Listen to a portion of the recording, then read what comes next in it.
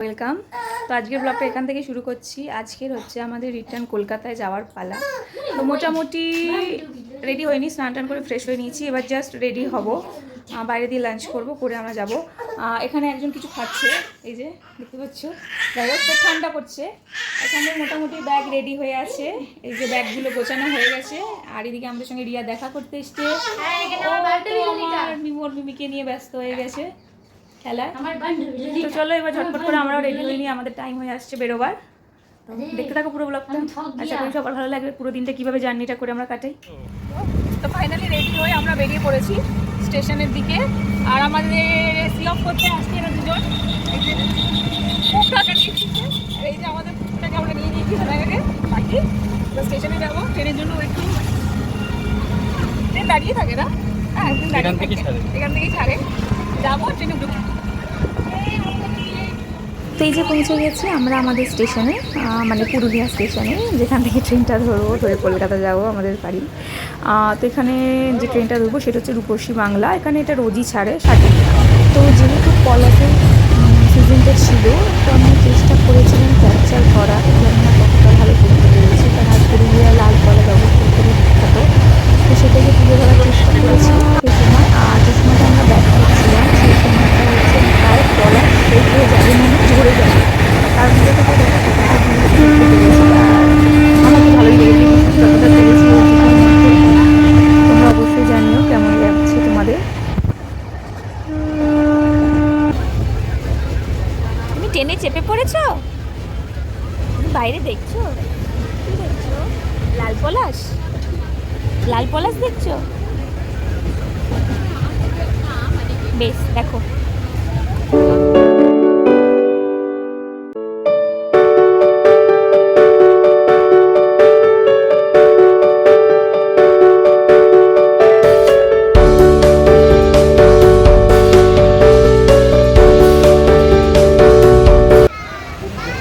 কোথায় তুমি?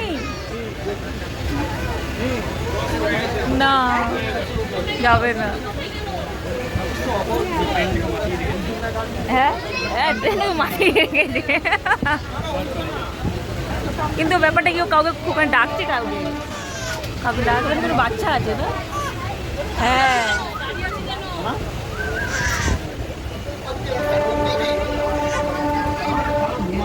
তুমি রিল্যাক্স হয়ে গেছো বলো একদম। সবাইকে মাতিয়ে রেখেছে, সবার কোলে চাচ্ছে।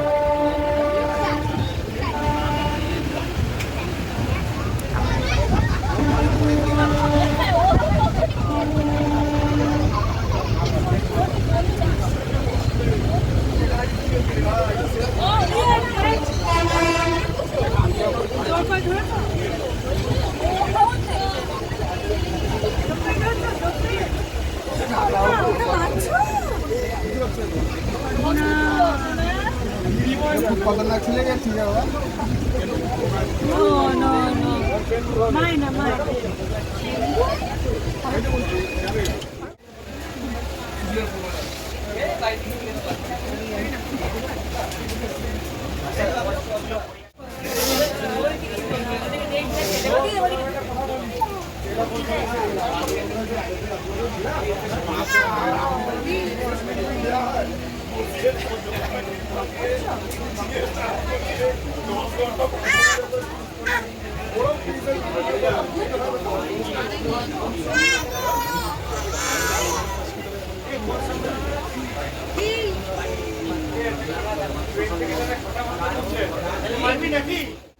মানে হাওড়া ঢোকার আগে দাঁড় করিয়ে দিয়েছে, এখন দাঁড়িয়ে আছি।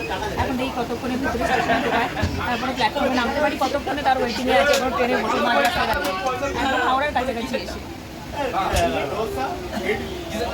আপাতত এখনো বিন্দাস আছে।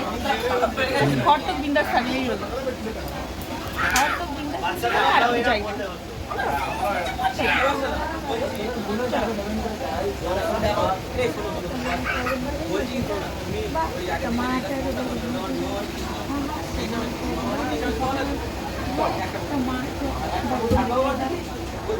তো ফাইনালি এতক্ষণ ওয়েট করার পর আমরা হাওড়া স্টেশন নয় প্ল্যাটফর্মে ঢুকে গেছি, দেন নেমেছি। এবার বাইরে বেরোবো, এবার বাইরে বেরোবো, দেখি গাড়ির জন্য ওয়েট করতে হবে আমাদের বাড়ি যাওয়ার। এই যে দাদা এদিকে আছে, আমি কোলে নিয়ে আছি।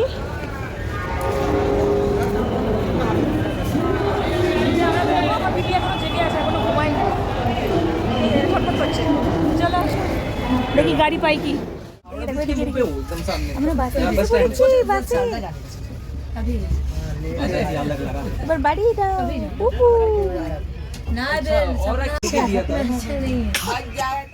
ঘরে চলে এসেছি, ট্রেন থেকে নেমে গাড়ি পাচ্ছিলাম না, অনেকটা রাত হয়েছে। ফাইনালি লাস্টকার একটা বাস পেয়েছি, বাসে চেপেছি, চেপে সোজা বাড়ি এসে আগে ফ্রেশ হয়ে নিয়েছি আর ওকে ফ্রেশ করে নিয়েছি। ওই যে ও পড়ে যাচ্ছে এখন ওর দাদু দিদার সাথে। এখন অনেক দিন দেখাচ্ছিও হয়নি ওদের, না এখন ওদের পালা। দেখো এখন ওদের সাথে এখন খেলতে ব্যস্ত। তো আমরা এখন কিছুক্ষণ একটু রেস্ট নিয়ে নিই, তারপরে আমরা ডিনার করব। আগে ওকে খাওয়ানোর পরে যদি ও ঘুমায় তো ঘুমাবে, খেলে তো খেলবে। কারণ বাসে ও পুরো ঘুমিয়ে পড়েছিল, বাসে উঠতেও ঘুমিয়ে পড়েছিল। তো এরপরে আমরা ডিনার করে তারপরে একেবারে শুয়ে পড়বো। তো আজকের ব্লগটা এখানেই শেষ করছি। কেমন লাগলো পুরো ব্লগটা অবশ্যই কমেন্ট করে জানিও। তাহলে এখনের মতো টাটা, দেখা হচ্ছে আবার পরের ভিডিওতে, নতুন কোনো অন্য ভিডিওতে। চলো সবাই ভালো থেকো, সুস্থ থেকো, সবাই কেমন, টাটা।